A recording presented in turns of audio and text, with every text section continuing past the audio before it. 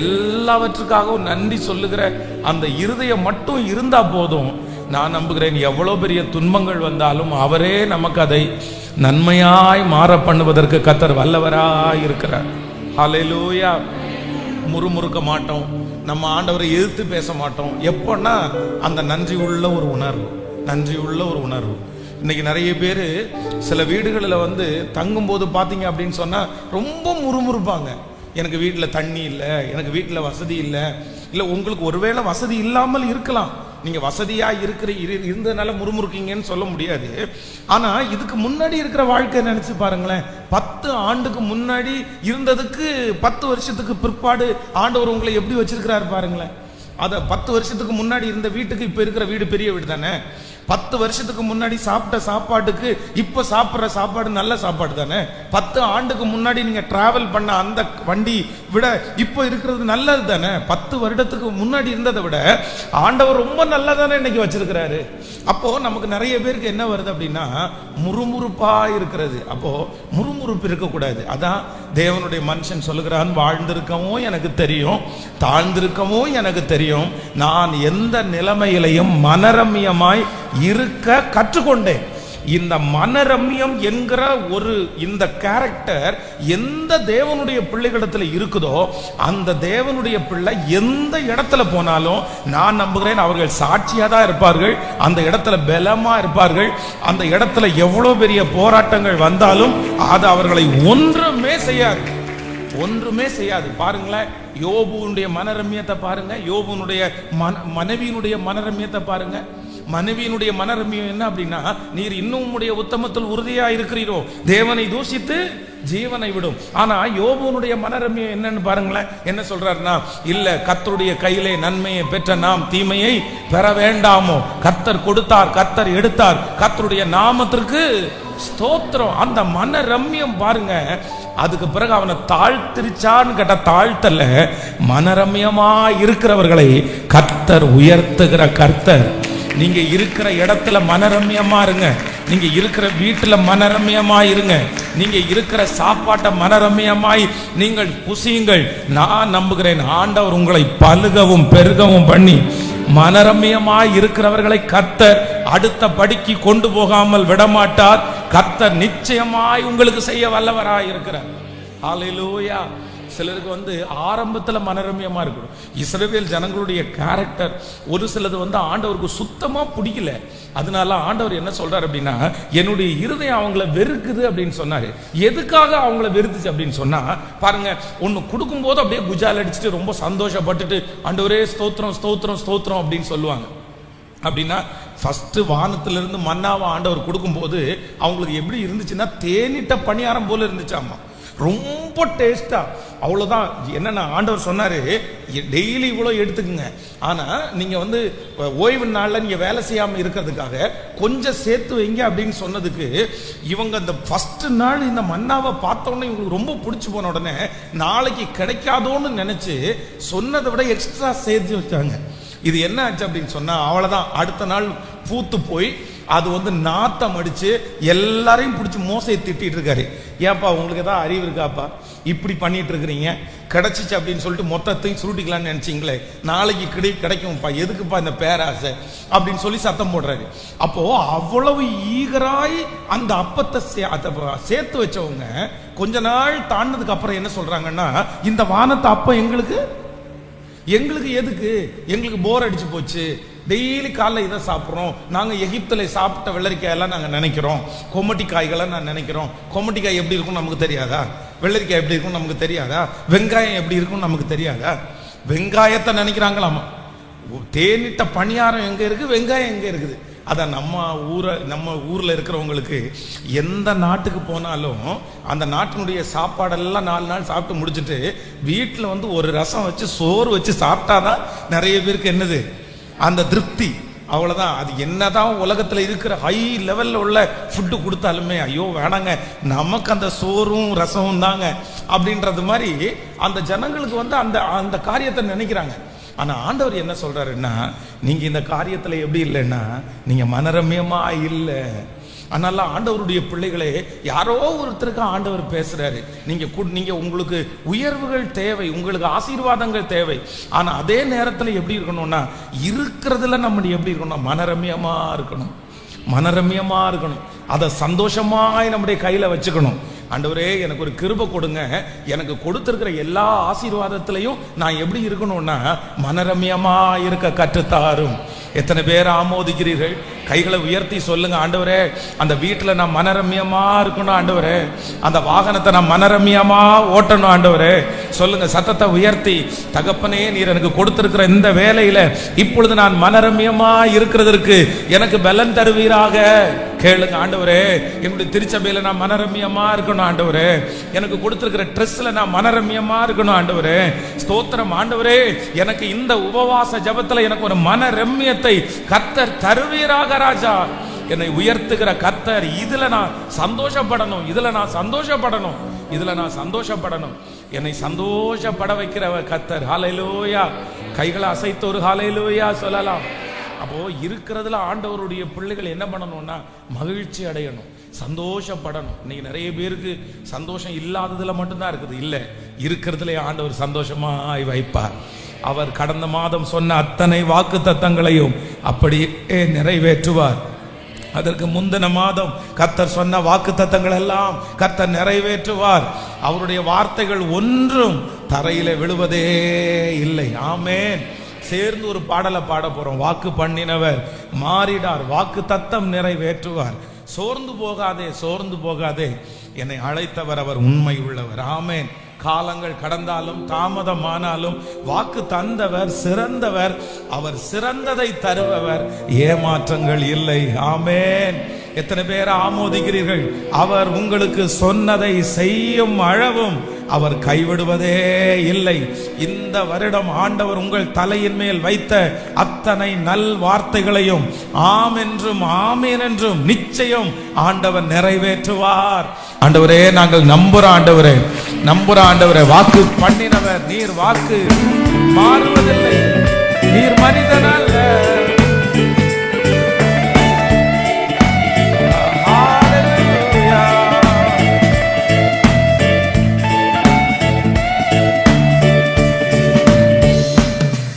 அவர் மனிதன் அல்லவே, பொய் சொல்வதில்லை, அவர் உண்மையுள்ளவர், வாக்கு மறப்பதில்லை. அவர் மனிதன் அல்லவே, பொய் சொல்வதில்லை, அவர் உண்மையுள்ளவர், வாக்கு மறப்பதில்லை. வாக்கு தந்தவர் சிறந்தவர், சிறந்ததை தருபவர், ஏமாற்றுகள் இல்லையே.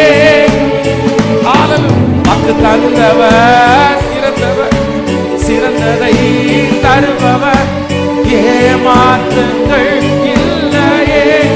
கைகளை மேல தட்டி வாக்கு பண்ணினவர் மாறினார், வாக்கு தத்தம் நிறைவேற்றுவார். வாக்கு பண்ணினவர் மாறினார், வாக்கு தத்தம் நிறைவேற்றுவார். சோர்ந்து போக மாட்டேன், நான் சோர்ந்து போக மாட்டேன், சோர்ந்து போக மாட்டேன், என்னை அழைத்தவர் உண்மையுள்ளவர். சோர்ந்து போக மாட்டேன், பாடுவோம். சோர்ந்து போக மாட்டேன், என்னை அழைத்தவர் உண்மையுள்ளவர். காலங்கள் கடந்ததோ தாமதமானதோ, வாக்கு தத்தங்கள் வாழ்வினில் தொலைந்ததோ. காலங்கள் கடந்ததோ தாமதமானதோ, வாக்கு தத்தங்கள் உன் வாழ்வினில் தொலைந்ததோ. வாக்கு தந்தவர் சிறந்தவர், சிறந்ததை தருபவர், ஏமாற்றங்கள் இல்லையே. வாக்கு தந்தவர் சிறந்ததை தருபவர், ஏமாற்றங்கள் இல்லையே. வாக்கு பண்ணினவர், வாக்கு பண்ணினவர் மாறிடார், வாக்கு தத்தம் நிறைவேற்றுவார். வாக்கு பண்ணினவர் மாறிடார், வாக்கு தத்தம் நிறைவேற்றுவார். சோர்ந்து போக மாட்டேன், விசுவாசத்தோடு அப்பா இந்த பாட்டை பாடு போது அந்த வாக்குத்தத்தத்தை கொடுத்தவர். சோர்ந்து போக மாட்டேன், சோர்ந்து போக மாட்டேன், சோர்ந்து போக மாட்டேன். என்னை அழைத்தவர் உண்மையுள்ளவர், சோர்ந்து போக மாட்டேன். ஹல்லேலூயா. என்னை அழைத்தவர் உண்மையுள்ளவர். ஹல்லேலூயா. ஆபிரகாமை பார்த்து வேதம் சொல்லுது, நான் செய்ய போகிறதை என் தாசராகிய ஆபிரகாமுக்கு மறைப்பேனோ. பாருங்க, ஒரு சோதோம் கொமோரா பட்டணத்துக்கு ஒன்னு ஆண்டவர் செய்ய போறாரு. ஆனா யார்கிட்ட சொல்லணும்னு விரும்புறாரு? ஆபிரகாம்கிட்ட சொல்லணும்னு விரும்பி ஆபிரகாம்கிட்ட போய் சொல்லி ஆபிரகாம் ஜெபம் பண்றாரு பாருங்களேன். ஆனா உனக்கு 100 வயசுல ஒரு குழந்தை தருவேன்றத ஆண்டவர் என்ன பண்ணல? சொல்லுங்களேன். குழந்தை தருவேன் தான் சொன்னாரே தவிர எது சொல்லல? சத்தமா சொல்லுங்களேன். ஆனா நினிவே அந்த பட்டணத்தை அழிக்க போகும்போது, சோதோம் கொமோரா அழிக்க போகும்போது, இன்னும் சில நாட்களுக்குள்ள சோதோம் கொமோரா பட்டணம் என்ன பண்ண போயும்? அழிக்கப்பட போகுது. கிளம்பிட்டோம்ப்பா.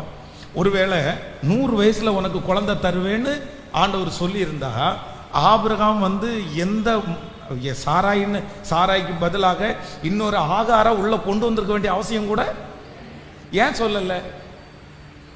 யோசேப்புக்கு ஆண்டவர் சொல்றாரு, ஒரு சொப்பனை சின்ன வயசுல காமிக்கிறாரு. அவனுடைய அரிக்கட்டு உயர்ந்திருக்கிறது, எல்லாருடைய அரிக்கட்டும் வணங்கி இருக்கிறது. இது எப்ப ஆண்டவரை நடக்கும்பா, உன்னுடைய 32வது வயசுல நடக்கும்பா அப்படின்னு சொல்லியிருந்தா இவருடைய மனசுல என்ன பண்ணிருப்பான்? பரவாயில்ல, 32 இயர்ஸ் தான், நெக்ஸ்ட் நீ 3 வருஷம், இன்னொரு 4 வருஷம், இன்னொரு 5 வருஷம் நல்லா ஜெபம் பண்ணி இருப்போம். எந்த அவிசுவாசமும் நமக்கு வந்திருக்காது.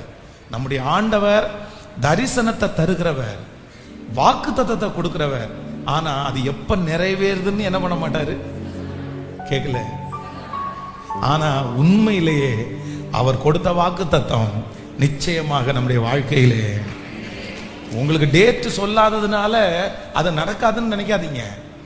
ஆபிரகாம் அப்படிதான். இனி எங்க ஆண்டவரே, இனி எப்படி? சாராளுடைய கற்பம் செத்து போயிருச்சு. இல்ல, நான் சொன்னேன்ல, சொன்னதை செய்து முடிக்கிற கர்த்தர். எத்தனை பேர் ஆமோதிக்கிறீர்கள்? சிலருடைய வாழ்க்கையில் இந்த டைம் தெரியாதனால தான் நிறைய பேர் ரொம்ப திணறோம். எனக்கு ஒரு டேட்டை சொல்லுங்க ஆண்டவரே, எனக்கு ஒரு டைமை சொல்லுங்க ஆண்டவரே. எத்தனை வருஷம் ஆண்டவரே என்ன வச்சிருப்பீங்க? எத்தனை வருஷம் நான் இங்கே இருக்கணும்? இல்லை, அந்த காலங்கள் ஆண்டவருக்கு மட்டும்தான் தெரியும்.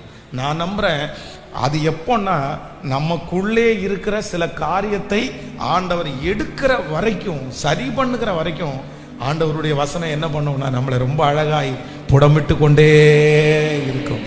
ஹல்லேலூயா. கைகளை அசைத்து ஒரு ஹல்லேலூயா சொல்லலாம். ஏன் ஆண்டவரே எனக்கு இப்படி நடக்குது? ஏன் ஆண்டவரே எனக்கு இப்படி நடக்குது? நான் என்ன தப்பு பண்ணேன்? நான் என்ன குற்றம் பண்ணினேன்?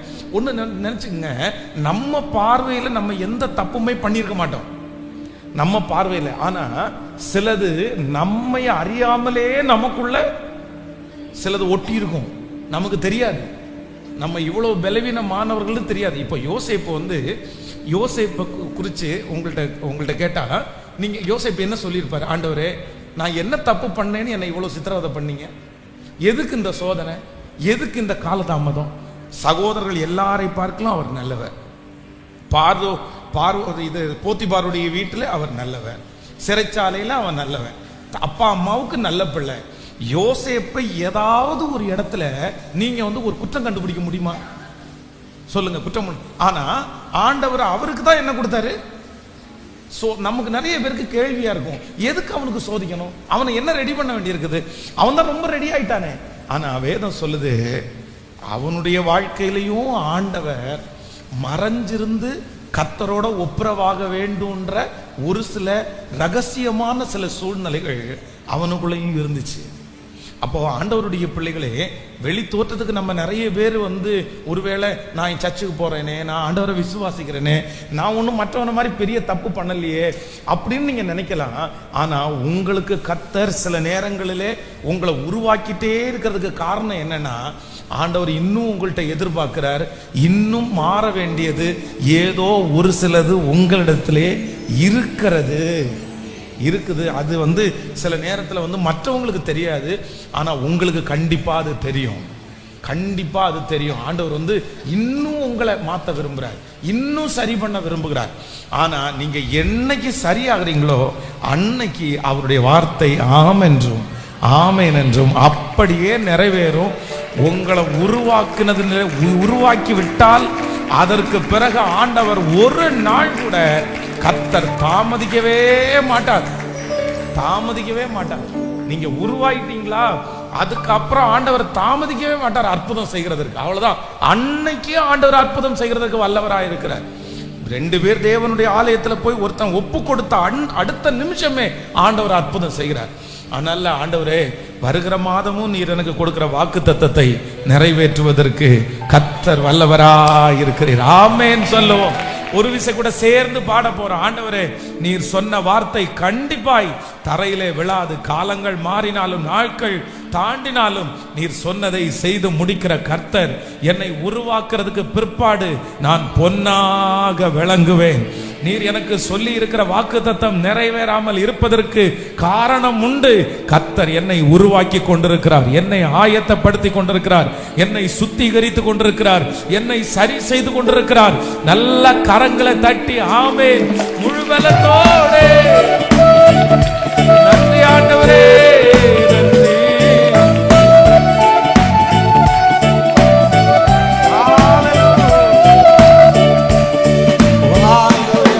நீங்க மனிதன் அல்லவே, பொய் சொல்வதில்லை, நீங்க உண்மையுள்ளவர், வாக்கு மரம் எல்லாரும் உற்சாகமாய் சொல்.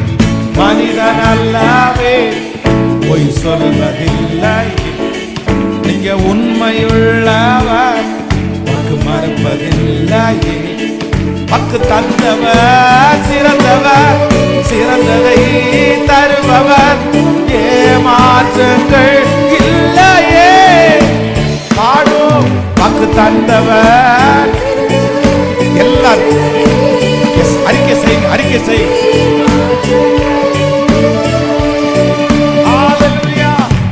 வாக்கு பண்ணினவர் மாறிடா, வாக்கு தந்து நிறைவேற்றுவார். வாக்கு பண்ணினவர் மாறிடார், வாக்கு தந்து நிறைவேற்றுவார். சோர்ந்து போகாதே, சோர்ந்து போகாதே, சோர்ந்து போகாதே, என்னை அழைத்தவர் உண்மையுள்ளவர். சோர்ந்து போகாதே, சோர்ந்து போகாதே, சோர்ந்து போகாதே, என்னை அழைத்தவர் உண்மையுள்ளவர். காலங்கள் கடந்ததோ, தாமதமானதோ, வாக்கு தத்தங்கள் வாழ்வில் நுழைந்ததோ. காலங்கள் கடந்ததோ, தாமதமானதோ, வாக்கு தத்தங்கள் வாழ்வில் நுழைந்ததோ. வாக்கு தந்தவர் சிறந்தவர், சிறந்ததை தருபவர், ஏமாற்றங்கள் இல்லையே. சொல்லுவோம், தந்தவர் சிறந்ததை, ஏமாற்றங்கள். இப்ப கைகள் மேல கட்டி வாக்கு பண்ணினவர் மாறிடார். அப்பா, இந்த பாட்டை பாடிட்டே இருக்கும்போது நீர் கொடுத்த வாக்கு தத்தத்தை ஆமென் ஆமென் என்று சோர்ந்து போக மாட்டேன், நான் சோர்ந்து போக மாட்டேன், சோர்ந்து போக மாட்டேன், என்னை அழைத்தவர் உண்மையுள்ளவர். சோர்ந்து போக மாட்டேன், சோர்ந்து போக மாட்டேன், சோர்ந்து போக மாட்டேன், என்னை அழைத்தவர் உண்மையுள்ளவர். ஹல்லேலூயா. கைகளை உயர்த்தி ஒரு ஹல்லேலூயா சொல்லலாம். ஆமென். ஆண்டவரே, நீங்க ஒண்ணு மட்டும் ஒப்பு கொடுங்க. என்ன அப்படின்னு சொன்னா, என்ன கிளீன் பண்றதுக்கு நான் என்ன பண்றேன்னா ஒப்பு கொடுக்குறேன். நீங்க உங்களை கிளீன் பண்றதுக்கு ஒப்பு கொடுங்க. வாக்கு தத்தம் கண்டிப்பாக மாறவே மாறாது. நீங்க கிளீன் ஆயிட்டீங்கன்னா அடுத்த நிமிஷத்திலிருந்து வாக்கு தத்தம் உங்க வாழ்க்கையில நிறைவேறுகிறதை உங்க கண்கள் பார்க்கும். சில நேரங்களில் நீங்க டம்ளர் கழுவுறாங்க பாருங்க, அம்மாங்கெல்லாம் நிறைய பேர் டீ டம்ளர் கழுவுவாங்க. இந்த டீ டம்ளர் கழுவி நல்லா கழுவிட்டாங்க, சோப் போட்டு கழுவிட்டாங்க. ஆனா அந்த டீ டம்ளரை உன்னிப்பா நீங்க கவனிச்சு உள்ள கவனிச்சிங்கன்னா என்ன பண்ணும் தெரியுமா? இந்த அந்த பால் ஆடை வந்து பார்த்தீங்கன்னா உள்ள இருக்கும். யாராவது வந்து அந்த டீ குடித்ததை அது கவனிக்காமல் கழுவி வச்சுட்டு திருப்பி தண்ணி கொடுத்தாங்க அப்படின்னு சொன்னால் காமிப்பாங்க, இந்த பாருப்பா மேலே என்ன இது வந்து எண்ணெய் படித்தது மாதிரி இருக்குது, என்ன இவ்வளோ அழுக்காக இருக்குது உள்ள தண்ணி அப்படின்னு பார்த்தா உள்ளுக்குள்ளே அழுக்கு இருக்கும். இந்த அழுக்க போகணும். ஏன்னா இந்த சில டம்ளர்கள் வந்து பார்த்தீங்கன்னா சிலர் வந்து கீழே பாட்டம் வந்து அப்படியே ரவுண்டாக இருக்கிறது மாதிரி வாங்குவாங்க. சில டம்ளரில் பாட்டம் வந்து ஒரு லைன் இருக்கும் பாருங்கள், அந்த லைன் இருக்கிற அந்த டம்ளரை வந்து நிறைய பேர் வாங்க மாட்டாங்க. ஏன் அப்படின்னா அந்த லைன் இருக்கிற இடத்துல பார்த்தீங்க அப்படின்னு சொன்னால் அந்த அழுக்கு போய் ஒட்டிக்கும்.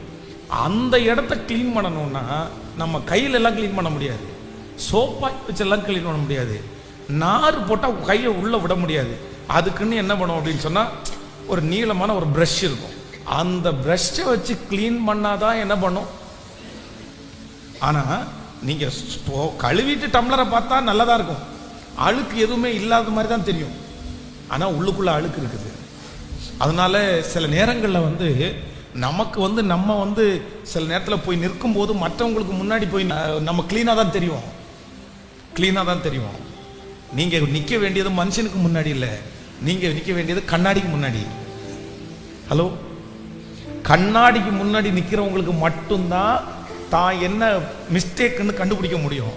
ஆனால் மனுஷனுக்கு முன்னாடி நிற்கிறவங்களுக்கு தன்னுடைய மிஸ்டேக் என்னன்னு நம்ம நிறைய பேருக்கு கண்ணாடி யார் தெரியுமா, மனுஷனை தான் முன்னாடி நிப்பாட்டுறோம். மனுஷனை முன்னாடி நிப்பாட்டி அவனை விட நான் பெட்ரு, அவனை விட நான் ஜெபம் பண்ணுறேன், அவனை விட நான் நல்லவன், அவன் இந்த திருட்டுத்தனம் பண்ணா நான் இதை பண்ணலை அப்படின்னு சொல்லி நமக்கே ஒரு அடையாளம். ஆனால் ஆண்டவர் என்ன சொல்றாருன்னா, மனுஷனுக்கு முன்னாடி நீ நின்று உன்னை ஒப்பிட்டு பார்க்காத, நீ பரிசுத்த வேதாகம் என்ன அந்த கண்ணாடிக்கு முன்னாடி போய் நில்லு. அப்பதான் எந்த இடத்துல அழுக்கு இருக்குன்றத கர்த்தர் என்ன பண்ணுவார்னா நமக்கு காமிச்சு கொடுப்பார். ஆமென் சொல்லுங்கள், ஹல்லேலூயா. யாரோ ஒருத்தரிடத்துல ஆண்டவர் பேசுறாரு, இன்னும் எனக்கு செய்யலையே, இன்னும் எனக்கு செய்யலையே. ஆண்டவர் சொல்றாரு, இன்னும் நீ கிளீன் ஆக வேண்டியது இருக்குது, இன்னும் சரியாக வேண்டியது இருக்குது, இன்னும் நீங்க விட்டு கொடுக்க வேண்டியது இருக்குது. நீங்க என்னைக்கு வந்து மனசார ஒப்பு கொடுத்து ஆண்டவரே என்னை முற்றிலுமாக என்னுடைய பெருமை எல்லாத்தையும் இறக்கி வச்சுட்டேன்னு நீங்க சொல்றீங்களோ, அன்னைக்கு தேவன் உங்களை தூக்க ஆரம்பிச்சிருவாரு. உங்கள்ட்ட ஏதோ ஒரு நீதி கேடு ஒன்று கண்டினியூ ஆகிட்டே இருக்கும். நம்முடைய ஆண்டவர் காரணம் இல்லாமல் சோதிக்கிறவர். சத்தமா சொல்லுங்க எல்லாருமே, கண்டிப்பாக காரணம் இல்லாமல் சோதிக்கிறவர் அல்ல. அவர் நீதி உள்ள நியாயாதிபதி, அவர் நீதி உள்ள நியாயாதிபதி. அவர் நியாயம் செய்கிறதிலே வல்லமை உள்ளவராயிருக்கிறார். பாருங்க, நான் குற்றப்படுத்துவதற்காக அல்ல, ஒரு வாலிப தம்பிக்கு வந்து ஒரு 35 வயது வரைக்கும் திருமணமே நடக்கலை. அப்போது அந்த தம்பி மாதிரி ஒரு நல்ல தம்பியை நம்ம பார்க்கவே முடியாது. அவன் இல்லை இங்கே இல்லை, மதுரை பக்கத்தில் அவன் வந்து சர்ச்சுக்கு போகிறான். அந்த சர்ச்சு பாஸ்டர் வந்து அவனுக்கு ரொம்ப பிடிக்கும், அவ்வளோ ஊழியம் செய்கிறவன், அவ்வளோ வேலை செய்கிறவன். அந்த பிள்ளை மேலே எந்த தவறுமே இல்லை. பாஸ்டர் ஜெபம் பண்ணா கூட, ஆண்டவரே இவ்வளோ நல்ல பிள்ளைக்கு இப்படி நடக்காமல் இருக்குதே, இவ்வளோ நல்ல பிள்ளைக்கு இப்படி நடக்காமல் இருக்குதே அப்படின்னு தான் ஜெபம் பண்ணுவார். அப்போ ஒரு நாள் பாஸ்டருக்கு ரொம்ப வருத்தமாகி, ஆண்டவரே எனக்கு வந்து இதுக்கு மேலே பொறுத்திருக்க முடியாது, இவ்வளோ ஒரு நல்ல பிள்ளைக்கு நீங்கள் செய்யலை அப்படின்னா நான் எப்படி மற்றவங்களுக்கு முன்னாடி சாட்சி சொல்ல முடியும் அப்படின்னு அவர் வந்து ரொம்ப வந்து வல்கட்டாயமாக ஆண்டோடைய சமூகத்தில் ஃபாஸ்டிங் போட்டு ஜெபம் பண்ணுறாரு. அந்த வாரத்தில் ஒரு பொண்ணுனுடைய அம்மாவும் அந்த பொண்ணும் பாஸ்டர்கிட்ட வந்து அந்த அந்த அந்த பையனை குறித்து அப்படி சொல்கிறாங்க, பாஸ்டர் நீங்கள் நினைக்கிறது மாதிரி இல்லை, இந்த மாதிரி பண்ணிட்டான், இந்த மாதிரி செஞ்சுட்டான், ஐயோ ரொம்ப மோசமானவன், நீங்கள் எல்லாருக்கும் முன்னாடி அவன் ரொம்ப நல்லவனாக இருக்கிறான், ஆனால் இப்போ பாருங்கள் பாஸ்டர் அதுக்கு சாட்சி என் புள்ள சாட்சி பாஸ்டர். அப்படியே பாஸ்டர் வந்து அப்படியே அரண்டுட்டாரங்க. என்ன சொல்கிறீங்க அவங்க வந்து சொல்கிறத கேட்டோன்னா அவரால் ஜீரணிக்கவே முடியலையா. அப்போது நான் என்ன நம்புகிறேன் அப்படின்னா, நம்மிடத்திலே இருக்கிற நியாயக்கேடை நம்ம என்ன பண்ணணும்னா கண்டிப்பாக சரி பண்ணணும். ஹல்லேலூயா. ஆண்டவர் எனக்கு என்னுடைய வாக்குத்தத்தங்களை எனக்கு நிறைவேற்றுவார், நிச்சயம் நிறைவேற்றுவார். ஆண்டவர் இன்னும் என்னிடத்திலே கர்த்தர் ஏதோ ஒன்றை எதிர்பார்க்கிறார், கர்த்தர் இன்னும் ஏதோ ஒன்றை கர்த்தர் எதிர்பார்க்கிறார். இன்னும் நான் தாழ்மைப்படுவதற்கு ஏதோ ஒன்றை எதிர்பார்க்கிறார், இன்னும் நான் விட்டு கொடுக்கறதுக்கு ஆண்டவர் ஏதோ ஒன்றை எதிர்பார்க்கிறார். ஆனா நான் நம்புறேன், எல்லாவற்றையும் கர்த்தர் சரி செய்து விட்டால் நிச்சயமாகவே எனக்கு ஆசீர்வாதத்தை கர்த்தர் தராமல் இருக்கவே மாட்டார். என்னை உருவாக்கினதற்கு பிறகு, என்னை சோதித்த பிறகு நான் பொன்னாக விளங்குவேன், பொன்னாக விளங்குவேன். கைகளை அசைத்து ஒரு ஹல்லேலூயா சொல்லுங்க. ஆமென். வேதத்துல மோசையை விட குவாலிட்டியானவர் யாருமே கிடையாது. மோசையை விட குவாலிட்டியானவர் யாராவது இருக்காங்களா? அன்னைக்கு இருந்த இஸ்ரவேல் ஜனங்கள்லயே பார்வோனுடைய வீட்டிலே இருந்து சகலவற்றையும் கற்று தேர்ந்தவர் யாராமோ சொல்லுங்க எல்லாருமே. சகலவற்றையும் கற்று தேர்ந்தவர் மோசே. ஆனா மோசைக்கு கர்த்தர் 40 வருடம். ஏன் அப்படின்னு சொன்னா, மோசையை மாதிரி கோபக்காரன் யாருமே எகிப்தை விட்டு அவன் புறப்படும் போது மோசையை மாதிரி நம்ம கோபப்பட்டிருக்கோம். நீங்க கோபப்பட்டு 2 வார்த்தை பேசுறீங்க, நீங்க கோபப்பட்டு எஸ்ட்ரீமா ஒரு பொருளை தூக்கி அடிச்சிருக்கிறீங்க. ஆனா மோசே கோபம் வந்தா பொருளெல்லாம் தூக்கி அடிக்க மாட்டாரு. எந்த அளவு கோபம் வரும்? எந்த அளவு கோபம் வரும்? ஆமா, கொலை பண்ற அளவு கோபம் வரும். கொலை பண்றது மட்டும் இல்ல, அவனே மணல்ல என்ன பண்றான், நம்ம புதைக்கிற அளவுக்கு தைரியசாலி. அப்ப எவ்வளவு பெரிய நம்ம மோசையை சாதாரணமா நினைக்கிறோம். ஆனா அவ்வளவு கோபம் வரும் அவருக்கு. ஆனா இந்த 40 வருஷமும் ஆண்டவர் வனாந்தரத்துல கொண்டு போய் எதை முதல்ல இறக்குனார் அப்படின்னு சொன்னா, அத்தனை பேரும் கல்லை தூக்கி நிக்கிறான்.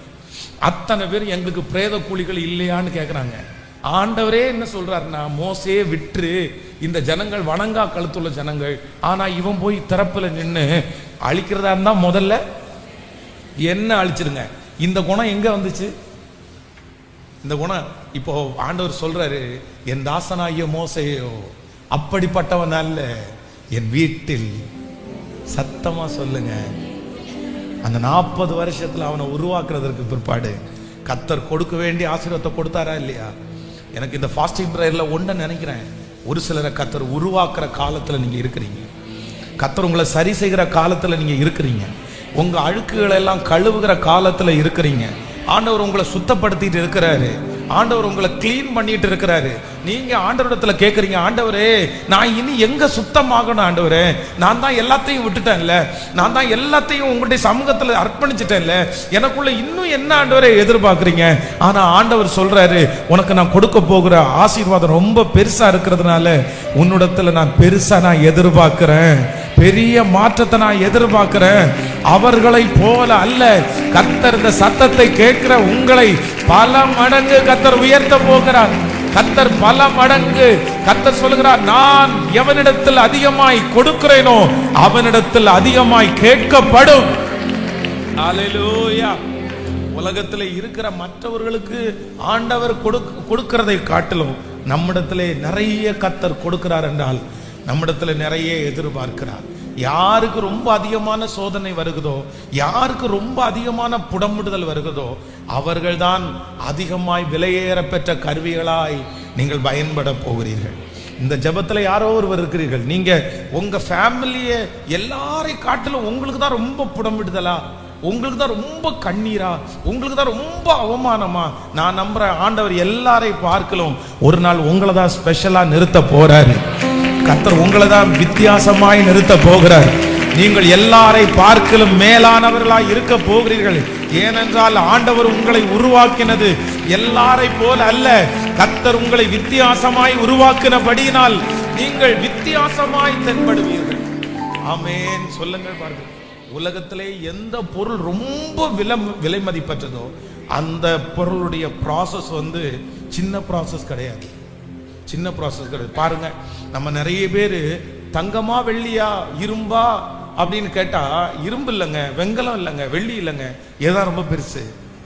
தங்கம் தான் பெருசு. ஆனா தங்கோன்ற ஒன்றை கையில எடுக்கிறதுக்கு அதனுடைய ப்ராசஸ் சாதாரணமானது அல்ல, சாதாரணமானது அல்ல, எல்லாவற்றை விட அதிகமான கஷ்டத்துக்குரியது.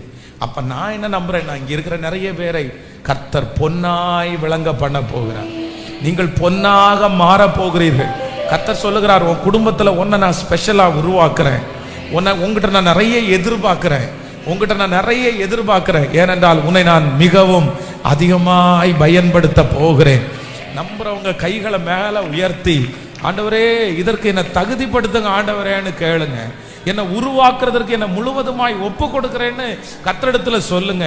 இன்னும் ஏதாவது எங்களிடத்துல ஆண்டவரே பலவீனங்கள் இருக்குமானால், இன்னும் நீங்க கிளீன் பண்ண வேண்டியது ஏதாவது இருக்குமானால், நான் முழு பலத்தோட ஒப்பு கொடுக்கிறேன் ஆண்டவரே.